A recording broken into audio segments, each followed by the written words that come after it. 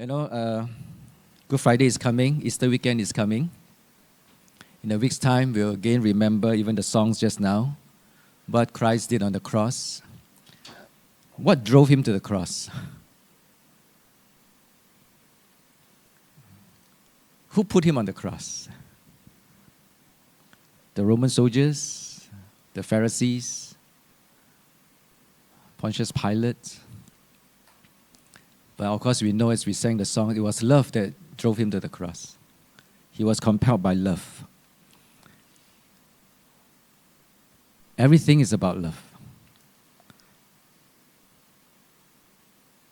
Just yesterday, this auntie who was really praying for her nephew, 15-year-old in secondary school,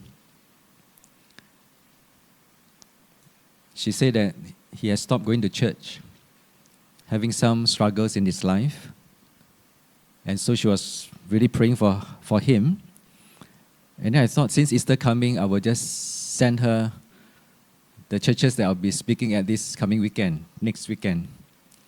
And then so I met this nephew once before, a few months ago. So when he received the message from the auntie, within like 1-2 minutes, the auntie messaged me back, "Wow, my nephew wants to attend the church service on Good Friday, this particular church that I'll be sharing at." So the auntie was so happy. And then the auntie, of course, said that, "Wow, God really loves my nephew." And then within 2 more minutes, she messaged me again. "Hey, Jason, we just got out of the MRT, and this auntie was with him. And guess what? There was this busker. This old man was playing the flute, and he was actually playing a Christian song." And so the nephew just stood there and listened, the whole song. And then the nephew spoke to the auntie, "I want to give him $10. And so the auntie said, "Go ahead." So as he approached the busker and gave this uncle $10, the uncle said, Stop, don't go away. I feel God want me to play for you another 2 songs." And play for him Amazing Grace and You Raise Me Up on the flute in front of, just outside the MRT station. The auntie recorded everything with the nephew watching the uncle play the 2 songs. I was like, God, you really love someone. You will go all the way. If the person can't come to church, you will bring church to him.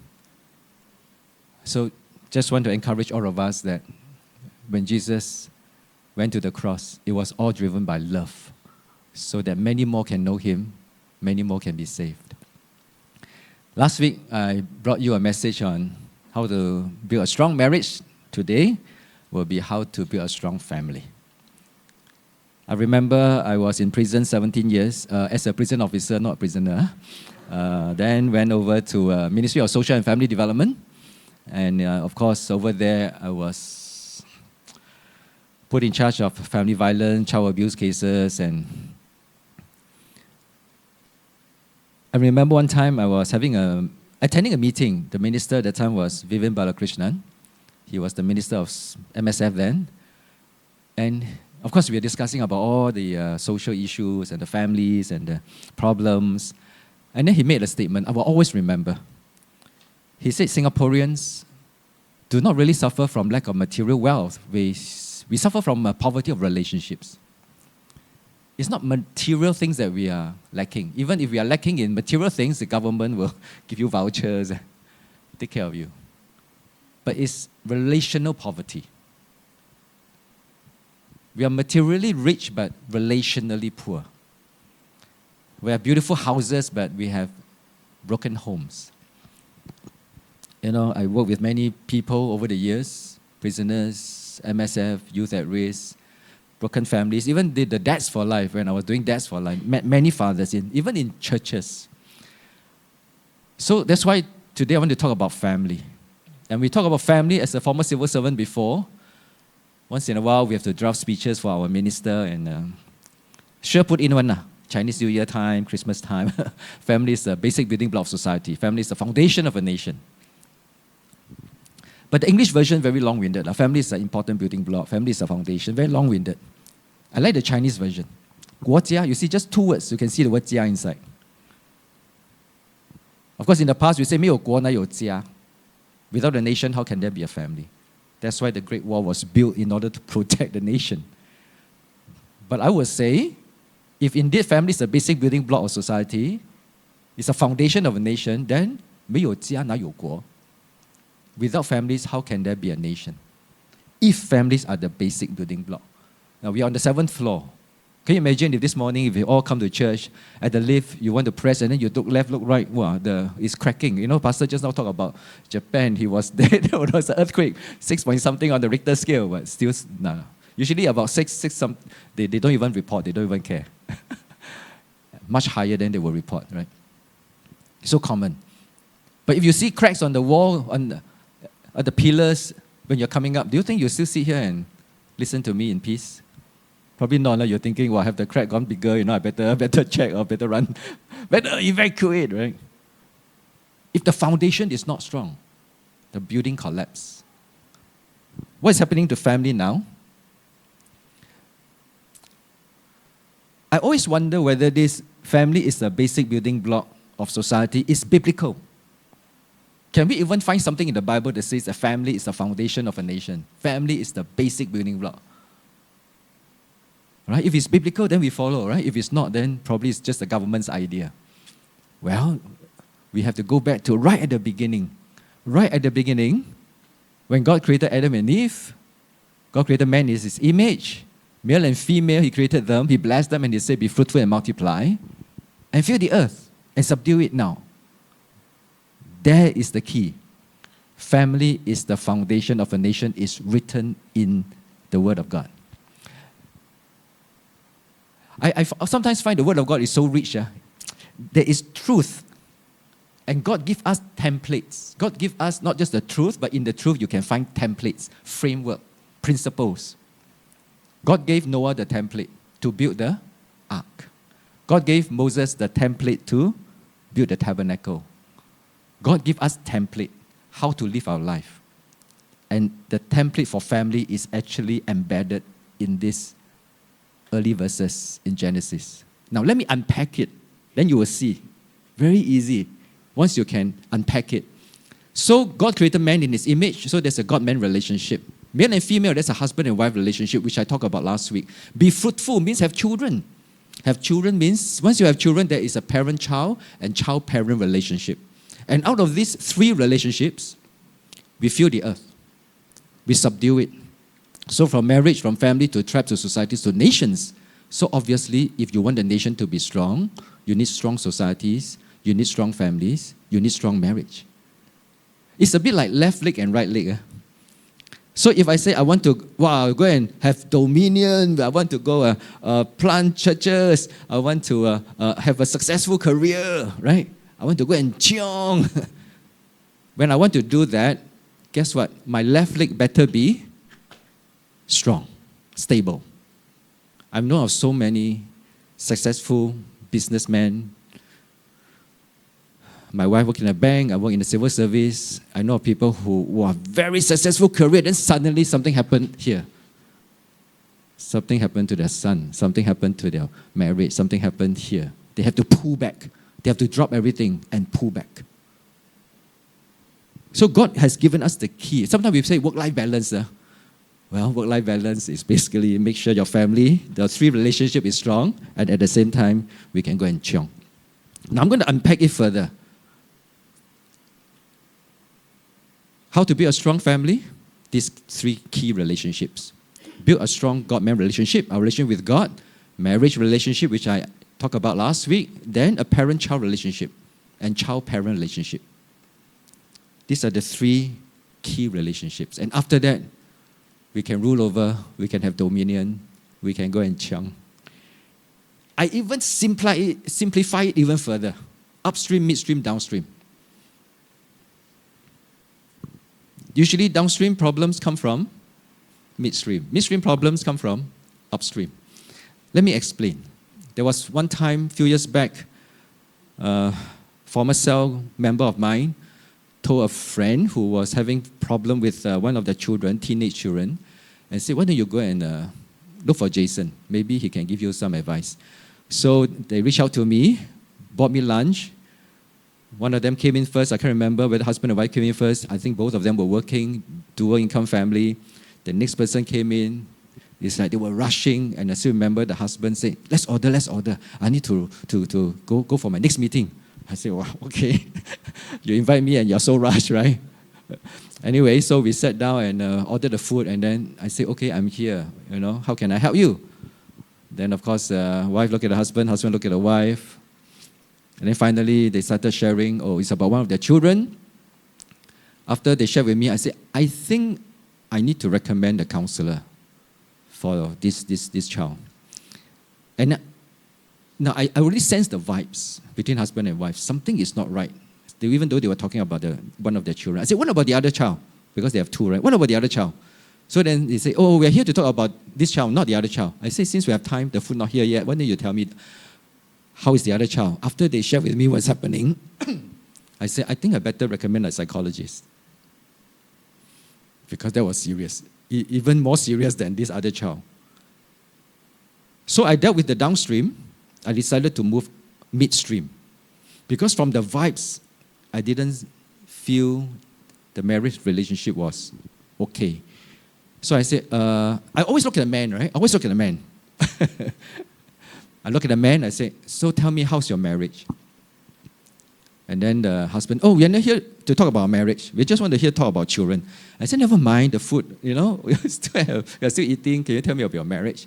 And of course, the wife looked down. Not sure whether the husband would say anything. I just kept looking at the husband. Then the husband said, the usual what? The usual quarrel. Usual quarrel. How often? See, I keep pressing in, right? How often? So the husband said, 3-4 times. Then I press in, 3-4 times a year? 3-4 times a month? And then the husband, bo pian, have to give me the answer, right? Then he said, 3-4 times a week. Then he said, isn't that normal? I look at him, very solemn. I said, no. 3-4 times a week is not normal. Maybe it has become normal for your family. You realize what is happening, what that does to your children when the family is not stable. And then I decided to go upstream. I look at the man, I look at the husband. I said, tell me about relationship with God. Where is God in your life? You know what was his answer? Where got time? My children like that. My work so busy. Where got time for God? I said, stop. Calm down. I brought him to Genesis 1, verse 20, just 2 verses. I said, the secret is there for a strong family. You don't take care of your upstream, you affect the midstream. Your midstream will affect downstream. I know you can send your children to psychologists, to counselors to fix them, but I think you need to fix your marriage. And more importantly, spend time with God. Pray as a couple. And of course, the truth cannot lie. So I'm not sure whether they took up my advice, but the truth is meant to set us free. The Word of God has the template. Now, I'm going to talk about downstream now. Okay, let's start with downstream. Give you some practical tips. Well, when we talk about downstream, Malachi 4:5-6, turn hearts of parents to the children, children to the parents, and then we can reverse the curses on the land. Hearts are meant to be turned towards each other. One generation to turn to the next generation turn to the previous generation. Hearts turn towards, not turn away, busy with work, busy with football, busy with golf. Not turn against, shouting, harsh parenting. Because if you turn away, the child will feel like an orphan. You turn against, the child will turn against. There will be a lot of problems. So we are supposed to. Now, there are certain things that cause hearts to turn away from each other or turn against each other. In Singapore, what is that one thing? Well, one of the main things is that when we fail to understand what this verse is talking about, in my early days as a father, I actually misinterpreted this verse. Let me explain. I thought that this verse means train up a child in the way that I want him to go. Train up a child in the way that I want him to go. I cannot be a doctor. I think you must be a doctor. I never have a chance to play the violin. You must play the violin. I never have a chance. Then our unfulfilled dreams become our dreams for our children. You know, I always thought all girls play piano. All boys play violin. Because I look around, You know what my son tells me nowadays? When I remind him, now you can play a bit of the guitar and the ukulele because last time I sent you for violin class, that's why you can press the strings. Then he looked at me and said, don't talk to me about violin anymore, Dad. Trauma. This verse actually means train up a child in the way that God wants him to go. God is the one that has plans and dreams and destiny for our children, not me. His ways are higher. In fact, God has even bigger plans than. So, let's watch a video. Okay. Do I click? Oh, Deepaji!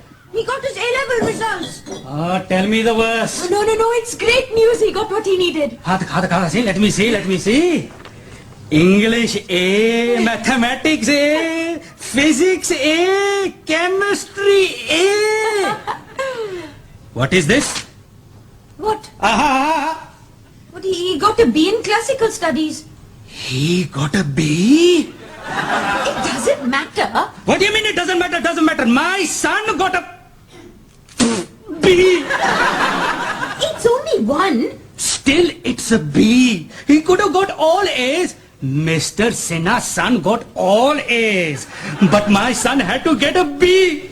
Mr. Sinha's son only did 2 A-levels. Our son did 5 in one sitting. He's the first in his school ever to do that. Really? Yes. Then he is going to school full of idiots. How am I going to keep my head up in the community? My son got a B. He got the grades to do medicine at Cambridge. He's doing medicine at Cambridge? Yes. Idiot! He should be doing PhD. They don't let you do a postgraduate without a degree. I know. That's why I was telling him to do his degree in his spare time. What is wrong with him, Mr. Khanna's son is getting BSc. My son is only doing A-levels, Too busy playing football. He got into the Millwall first team. Millwall. Mr. Owen's son is getting into Liverpool. If my son can only get a place in Millwall, he will bring shame to the family. But Liverpool wouldn't give him a trial. And why is that? Because he's 6.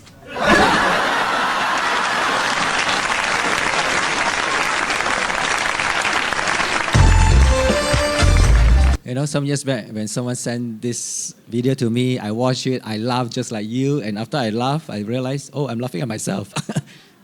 I'm laughing at my wife and laughing at a lot of the Singaporean parents. Now, let me explain love-based parenting versus expectations-based parenting. You know, our parents have expectations of us, we have expectations of our children. Expectations are not a bad thing, not a wrong thing, until it is too high. When there is expectations-based parenting, that will bring about fear. God's way of parenting us is love-based. Train up a child in the way that God wants us to go. Not in the way that I want him. If I train up a child in the way that I want him to go, that's expectations. That's my expectation. And sometimes it's unmet expectations that other people have of me. Let me break it down further. So expectations-based parenting creates fear, shame, and guilt. First, you start with expectations, right? And then you have to perform. You can't perform, then what happens? I'm so disappointed. I'm so disappointed with you. And the person that cannot perform will feel guilt and shame. I disappointed my parents. I'm not good. I'm bad boy. Never mind, try again next month, next term, next semester. There'll be a lot of fear. Come on, you can do it. How come you cannot do it? Your cousin can, how come you cannot? Your friends can, you cannot. What's wrong with you? I work so hard for you. I'm so disappointed. Then I feel with guilt and shame. Then a mom disappointed. Teacher disappointed. Then I dare not go to school because it's fear. If I go to school, I have to take exam. If I take exam, I will take the results. If I take the results, they'll bring it home to show my parents. So better don't go to school. Better don't take exam. Better don't come home. There's a lot of fear-based parenting. Leadership, even at work, is fear-based, which is expectations-based. God's love is love-based, unconditional. God accepts us unconditionally. Prodigal son come home, accepted, forgiven. Well, let me use my own personal journey experience. That's my daughter. She's 30 years old now, married. This was when she was PSLE results day. What do you think? Good results or bad results? Good results, of course, good results. Look at the smile. My wife was taking the photo. PSLE is the most important exam in the world, right or wrong? No, it's not. Trust me. But Singaporeans believe it's the most important exam. Well, good results, pretty good results. Go to IP, skip O levels. Well, only the top 10, 20% will skip O levels, right? So we thought, that's it. Her future is all sorted out. But then when she went to IP, started to drop. From top 10, 20% become bottom 10, 20%. I have to go to school and see the teacher. And my daughter always asks us, Dad, what's wrong with me? How come I study so hard, my results are like that? My friends never study. How come they can do well so easily? What's wrong? I was thinking, I also don't know. A government scholar cannot be my genes, right? Must be your mother's genes. No, I know. But sometimes you have to find, what? Whose fault? That's terrible because that's expectations-based, right? Can't be me. But then I believe in love-based. I believe that I need to train up a child in the way that they should go. So I observe. I say, Sarah, you're not good in maths, not good in science, not good in biology, not good in chemistry. And then she said, Dad, I know. What are you trying to tell me? Can you please get straight to the point? But you're good with children. In a cell group, all the little kids always run to Jeje Sarah. I want to look for Jeje Sarah and play Jeje Sarah. You're good with children and you have compassion. You always say, your friend got problem, always come to you for counseling. You see, you have compassion, very good. You have leadership. Vice captain of your school floorball team. Leadership. And then she felt better, right? Then suddenly reality sets in. She said, Dad, I know, but the school never give marks for all these things, That's true, huh? The school only give marks for what you are bad at, but never give marks for what you are good at. But I try to speak life into her. Then after A-levels, she's not sure what the results she will get. And I said, since you like children, maybe childcare, early childhood, a lot of jobs. Then she said, okay, Dad, I want to try. So call up a principal friend. Can I attach my daughter to you? He said, sure, come. We need people. So went there for 3 weeks, came back, I processed with her. Sarah, how? Children? You love children? And then she said, Dad, I love children, but too many children, cannot take it. I said, I thought you love children, how come cannot take it? He said, yeah, but like the child, the lonely child, the bullied child, the special needs child, not one-to-many, it's one-to-one. One-to-one, that means child psychology, special needs, speech therapy. Long story short, she studied speech therapy. She did pretty well for university, and now she's working with children in a children's hospital in Singapore. Let's read this together. 1, 2, 3.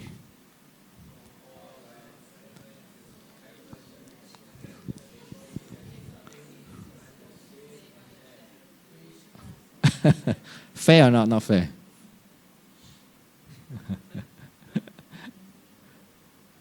Okay, the genius himself. Einstein, the genius himself. Let's read together. 1, 2, 3.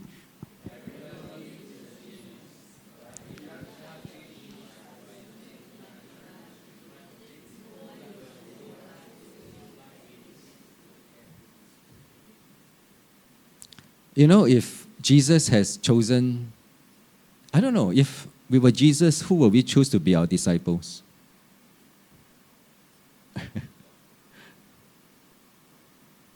Jesus chose the weak things, the foolish things, the things are not.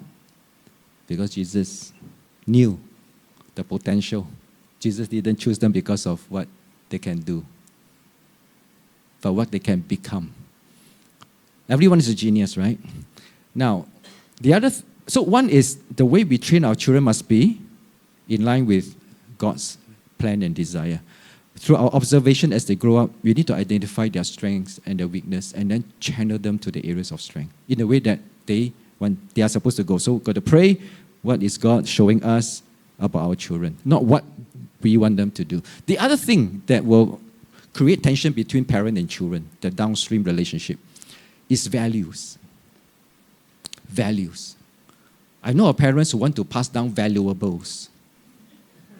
They keep thinking about how to pass down valuables. But you pass down valuables without the values, your valuables will disappear very fast. It will not last beyond 1-2 generations. So values. So what values do you think we should pass down to the next generation? What are some values which is important? Huh? Sorry? Integrity, very important. Integrity, right? Honesty, integrity. You know, I was in a neighboring country. I did the same exercise. I asked the parents in the church, what values? Then someone shouted, integrity. I thought, very good. Before I could say very good, you know why? Everybody laughed. I said, what's so funny? This is a very important value. Then they shouted back, oh, this is not Singapore.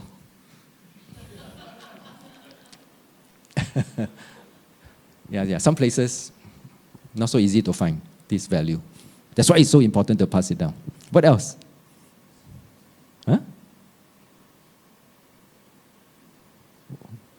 Respect. Okay, respect. One more.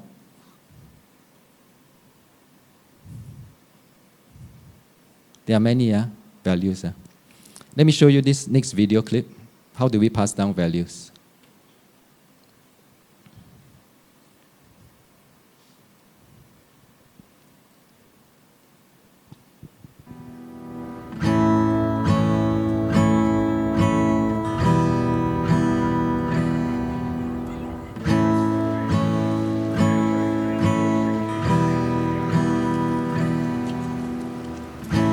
Looks like rain again today. Dark clouds gather and fill the sky. Don't know how to talk to you, just know how to say goodbye. Have you actually got a driver's license? I don't think so. Did you see it back there? Go back where you came from. Learn to speak. Go back where you came. You don't know anything to me.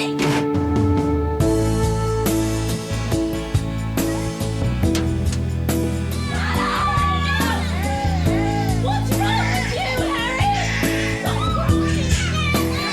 Get over here. You don't want to speak. I've had enough. I've had enough.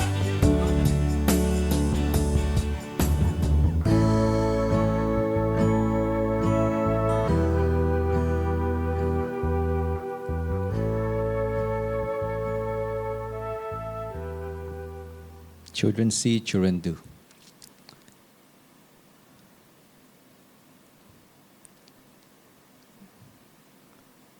Can you?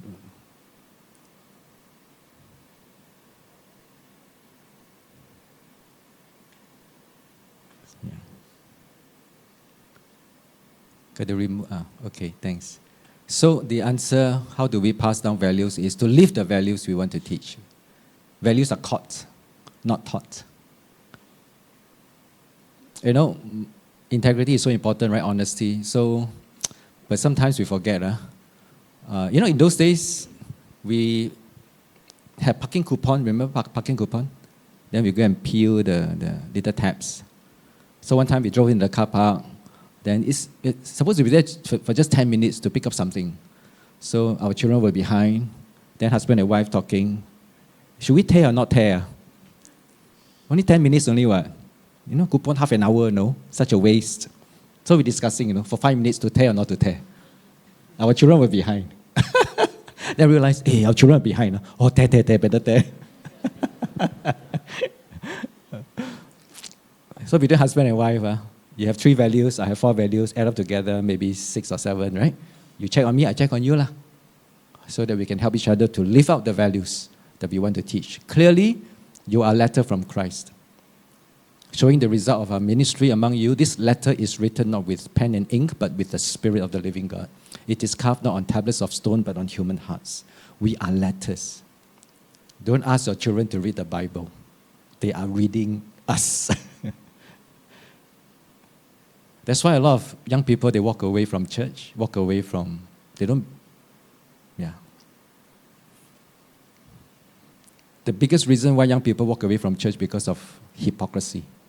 And sometimes it is at home. So, turning hearts of parents to the children, what about turning hearts of children to the parents, right? How many of your parents are still around? You still have parents around? Okay, turn hearts of children to the parents. Well, when I was young, this is what I've done. So I just write it down. Well, obey our parents when we're young because they worry about us. When we're students, study hard. Don't let them worry about you. When we're working, give them monthly allowance. Take care of the material needs, even if they don't need it. Because if they don't use it, they will pass it back to you anyway. That was what happened to my dad. When my mom passed away, I thought I'll continue to give him allowance. And my sister said, you give him so much for what? I said, no, a lot, what? $50, $100. And then, of course, after my dad passed away, we were clearing his stuff. And then my sister climbed up, and then there was a cabinet, opened up. Oh, saw my mom's photo. I said, how come my mom's black and white photo still there? Then we took down the photo. Behind were all my $50 notes that I gave to my dad. My dad hid it behind my mom's photo, so people dare not take. If your parents don't need the money, they will pass it back to you, right? So own family, when we are own family, visit them. Encourage them to visit you. And my daughter loves it when my parents come and visit. They'll take the bus, they'll stop, and then they'll start walking towards my house, and my daughter will be looking, hey, grandma coming. Grandma will be carrying a plastic bag, and then my daughter will run to grab the plastic bag. You know what's inside? Hello Kitty. My mom will bring a foldable chair early in the morning, sit in front of McDonald's and wait. And even if she's not in front, the young people will give, Auntie, you go forward. The grandmother, then Auntie go forward. Because grandmother buy for granddaughter. There's so much love, right? When our parents are old and sick, of course, accompany them for medical appointments. I remember my dad was having he was having lung cancer towards the end of his life. And I was accompanying him to see the doctor, go for treatment. And there was one time the nurse or the doctor was trying to draw blood from him. You just can't. I've never seen my dad so weak before. And so I remember I just held on to his hand while the nurse was trying to draw blood. I look at him, he just turned and looked at me, and he just smiled when I smiled. There's nothing more I can do other than just be there for him. End of life, of course, reprioritize our life and our work. I remember there was one time I was so overwhelmed. I was doing Yellow Ribbon Project. My mom was not well. I was like, wow, I got a national project. And then there's some problems at work. And my mom is so sick, and they need me, so I just took half-day leave, went to the beach, sat down under the tree, make sure no ants. Then sat there. I said, God, I can't cope. Then I just look at all my tasks. Then I said, God, how? Then I look at it. This one can delegate. They can delegate. This one don't have to do. Postpone. Okay, don't do. When one by one, the number of balls got less and less. And then I said, but I need to take leave. Yeah, I can. I still have leave. But okay, can take leave. Then run out of leave, how? No pay leave lah. Run out of leave, just take no pay leave lah. Try lah. To try, don't know ma. Right. Well, then after that, I felt so much better. Went home and able to juggle the remaining balls again. Pray for them always. Pray for their salvation. How many of you have parents not yet saved? Yeah, not yet saved. Keep praying. I remember I was a student. I became a Christian. I prayed for my parents. And then I had a dream. In that dream, I saw my mother at the old National Stadium. At the time, the old National Stadium was still around. So we are seated. I remember during the altar call, like right in front, at the field, they were doing altar call. I turned, I saw my mom seated there. I walked up to her, I said, Mom, do you want to go down? Then she walked towards me, and she looked at me, she said, I will only believe if. And then I woke up. I was like, only believe if what? I tried to go back to sleep for part 2, but don't have. Then a few weeks later, I received a letter from my family from Singapore. And my sister said, Mom is not well. There's a growth behind her eye. And we were thinking of whether to operate or not to operate. And thankfully, they found a surgeon that suggested no need to operate, no need to open up the head, just tie the artery so that stop the oxygen from flowing to feed the growth. And so, of course, the growth died. The eye also died. And so, by the time I received the letter, everything over, so they felt that they don't want to worry me. I was studying. I was under a government scholarship. So I said, wow, must be related to the dream. So I'm going to bring my mom to be healed. So if her eye is healed, then she will believe. So each time I come back, and then of course subsequently I finished my studies, came back, brought my mom for Christmas rally, healing rally. I still remember one time she went down. Wow, then the person on the left, eye open, Then this one, the ear pop open. And then she looked at me. Ayong, go home, go home. Go home. Nothing happened to my mom. I was so disappointed. I said, God, why like that? I thought the dream said if she's healed, she will believe. Then one time there was a Christmas rally again. I said, Mom, want to go?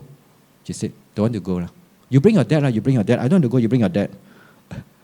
My mom was my target, not my dad. Because the dream talked about my mom, right?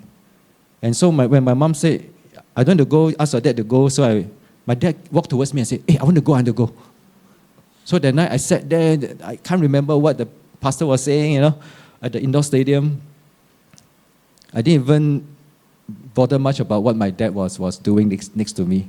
At the end, during the altar call, my dad turned towards me, Ayong, I want to go down, I want to become a Christian. He said, your mother not here, I want to go down. So I said, oh wow, okay. I brought him down after saying the sinner's prayer. And then my dad turned to me and said, don't tell your mother. And I realized that if my mom had been there, my dad would not have responded to the altar call. And then my dad also said, give me a Bible, I will be a secret Christian. So my dad was a secret Christian for a few years. Then one time, they traveled overseas.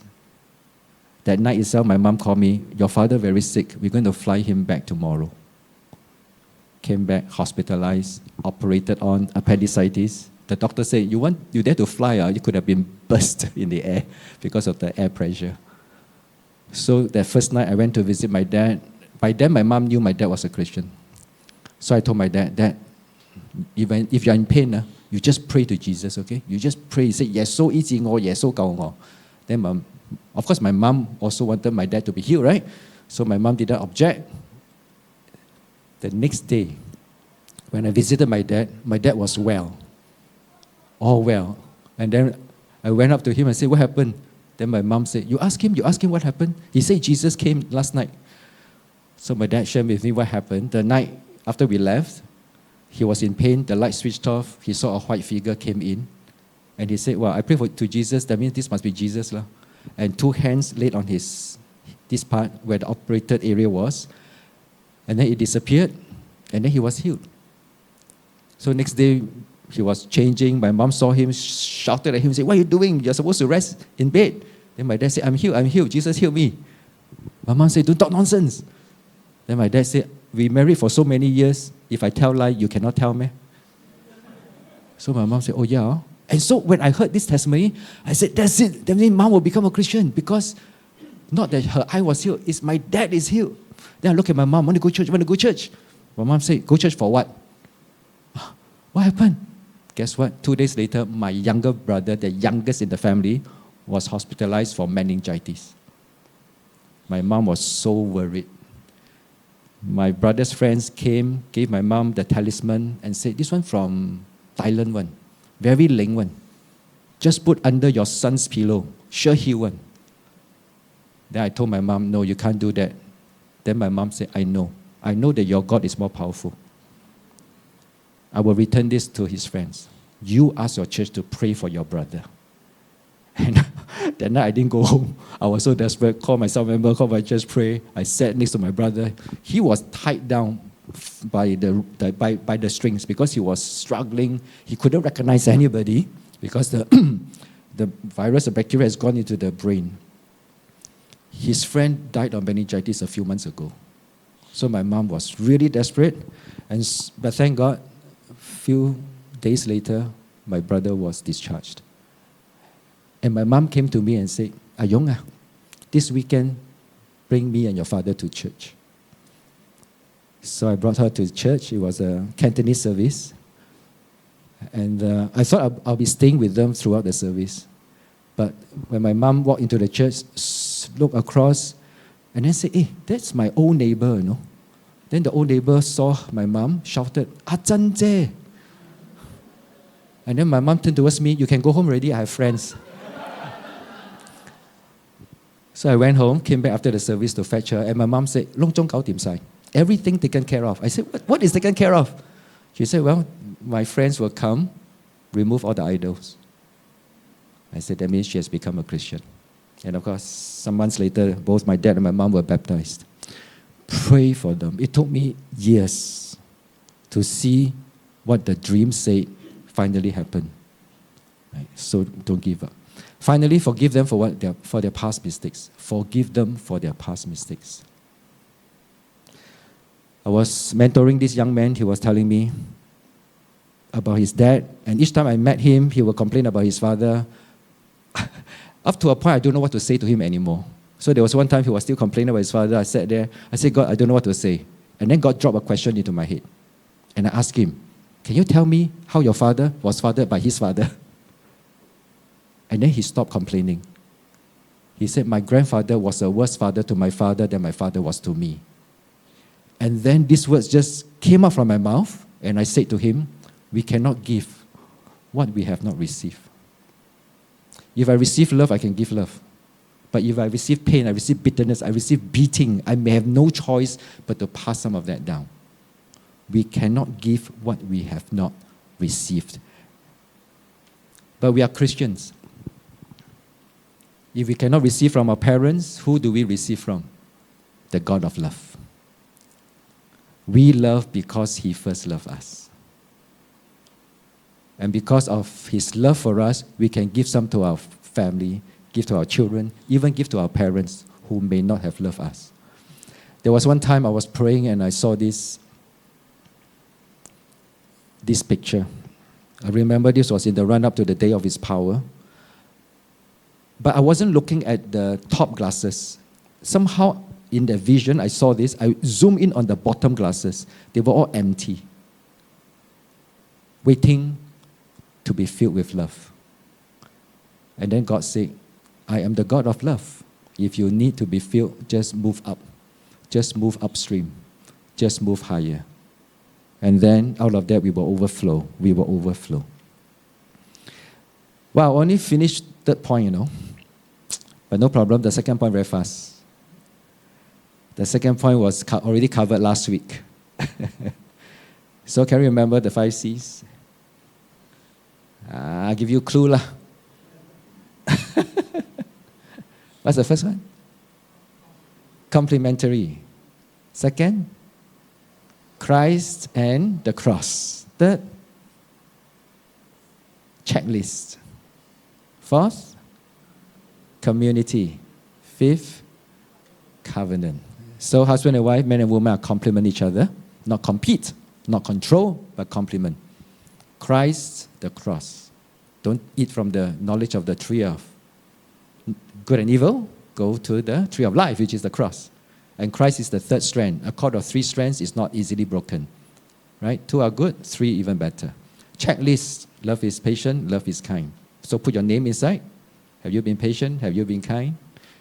Community. We support each other. When we are high, we celebrate. When we are struggling, we ask for help. And of course, covenant. Marry the one you love and love the one you marry. There was one time a father came to me and said, the daughter asked him, Dad, I don't think there's God.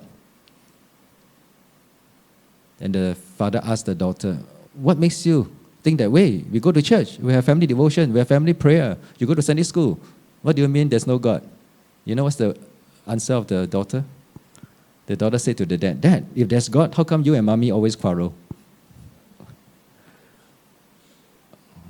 You know, all the Bible study, all the Sunday school, all the songs, beautiful, but what happens at home is the most important. Lastly, building a strong God and man relationship upstream. Upstream. This one, a simple point, but it's very important. The most important. In the beginning, God created man in his own image. In the image, God created him. In the image of God, he created him. Now, those who are parents, can you see your hands? When your children were younger, do you have people coming to you and say, hey, your son look like you, huh? All right. Oh, your daughter look like you. Hey, half, 50-50. Our children are in our image. So when this verse says that we are created in his image, what does it mean? We are God's children. We are meant to reveal him. We are meant to look like him. Of course, Jesus said, I and the Father are one. Anyone who has seen the Father, has seen me, has seen the Father. So what if